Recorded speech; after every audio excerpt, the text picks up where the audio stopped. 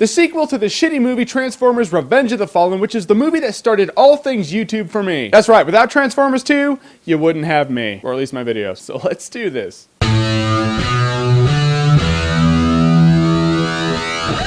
Transformers Dark of the Moon. Alright, so after hating Transformers 2 so much, I was curious. I was like, how is this movie gonna be? I mean, the trailers looked like it was gonna be a cool movie, and that's all I wanted at this point. I wasn't hoping for like Amadeus or something. And was it good? It's actually kind of like two movies, really. Which makes sense, because the movie's like an hour and 40 minutes long. It's absurd. Right, the first half of the movie deals a lot with Sam and his new girlfriend. I don't know her name, like Victoria's Secret model number 269. And the big question is she better than, you know, that other chick whose name I hate her, so I'm not going to pronounce her name. In fact, I'm going to call her Sandwiches, because it's a degrading and fitting name, and I can't stand her, and it all works. So this new chick is actually a lot better than Sandwiches was in the first two. Because with Sandwiches, I was like, I can't really, she doesn't look like she wants to date this dude. I never bought their romance. She just looks like a chick who was along for the ride. Because, you know, he had a car who could transform and kill shit. Bitch. But this new chick, she's actually pretty cool. Her character was actually pretty likable. I didn't want to like her. I wanted to be like, yeah, Victoria's Secret model. Who cares? Good job, bae. But all in all, I'm minus a couple parts where I'm like, dude, you're being an obnoxious chick. Don't do that. She was actually pretty cool, so it was alright. They had fun relationship banter also, so I bought it. With Sandwiches, no. But in the first half of the movie, you see a lot of shit that you hated in the second movie. Like that really cheesy humor, and you're just sitting there going, see, this is what I hated about the second one. Dude, I thought we learned. I thought you were gonna make up for this kind of shit. There's two little comedy relief Transformers that all look too familiar. But I did like how it touched on Sam's not happy because he doesn't want a job, he wants to matter. And his role with Transformers is really done. Until a new adventure awaits him. And John Turturro, why is John Turturro in the movie at all? I'm not saying he was overly obnoxious. There were like 3 other John Turturros in the movie to take his place of obnoxious. I'm just saying if his character was just eradicated, never in the movie at all, the movie would be no different. Just having him in at this point is just forced. It's kind of like Heroes. By like season 2 or 3, Matt Parkman had no place. Stop it. But then at a point, shit gets real when Armageddon rains from the skies. The Decepticons invade and they start wiping things out. We're not talking like they're transforming into cars and flying away. No, they're like eradicating the human race. It's kind of like they show Falling Skies, how you hear about 6 months ago the human race was wiped out, but you never see it. This is the story of what happened, kind of. And that's the last half, maybe last hour of the movie, and it's like a whole movie in itself. It is so much awesome destruction, which is all I wanted to see in the movie. I mean, Autobots are getting wiped out, people are getting wiped out, buildings are falling down. The only problem is there is so much of this going on that at a point you keep watching it and you're like,